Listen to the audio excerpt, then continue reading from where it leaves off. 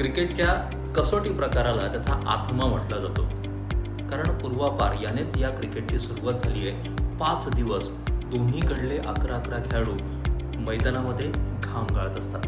आता साहजिकच आहे, त्यांची कसोटी पाहणारा हा क्रिकेट प्रकार असल्यामुळे त्यांच्या पोषणाला देखील यामध्ये तितकंच महत्त्व आहे. त्यामुळे यामध्ये काय होतं, जेवणाची जशी सुट्टी असते तशीच चहापानाची देखील सुट्टी असते. याचा क्रम साधारणपणे सामना सुरू होतो, त्यानंतर सामन्यामध्ये आधी जेवणाची सुट्टी होते आणि त्यानंतर चहापानाची सुट्टी होते.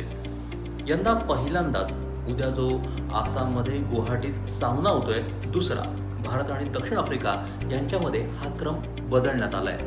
म्हणजे सामना सुरू होईल, त्यानंतर खेळ सुरू झाल्यानंतर सुरुवातीला चहापान होईल आणि त्यानंतर जेवणाची सुट्टी होईल. हे असं का बरं होतं आहे? ही ऐतिहासिक घटना आहे. याचं कारण जाणून घेऊयात आमचे सहकारी राज यांच्याकडून. राज, असं का होतं आहे? तर जो सामना 22 तारखेपासून म्हणजे उद्यापासून जो खेळला जाणार आहे, यामध्ये पहिले चहापानाची विश्रांती होणार आहे. याचं मुख्य कारण हे आहे की उद्याचा सामना हा गुवाहाटी येथे होतोय आणि गुवाहाटी हे पूर्वोत्तर राज्य किंवा भारताच्या पूर्वोत्तर दिशेला आहे. तिथे सूर्यास्त आणि सूर्योदय हे दोन्ही लवकर होतात. त्यामुळे तिथे 4:30 वाजता सूर्य मावळला जातो आणि त्यामुळे आपला जो दिवस आहे किंवा टेस्ट मॅचचा जो दिवस आहे हा लवकर सुरू होणार आहे 9 वाजता आणि लवकरच संपणार आहे 4 वाजता.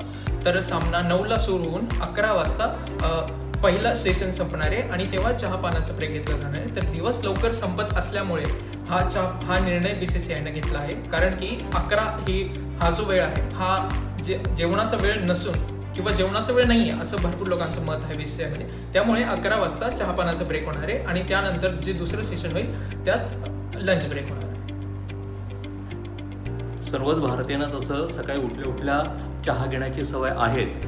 यावेळी भारतीयांसोबत दक्षिण आफ्रिकेच्या संघाला देखील आधी चहापान सकाळी घेता येईल. तेव्हा नक्की बघा भारत आणि दक्षिण आफ्रिका यांच्यातला कसोटी सामना.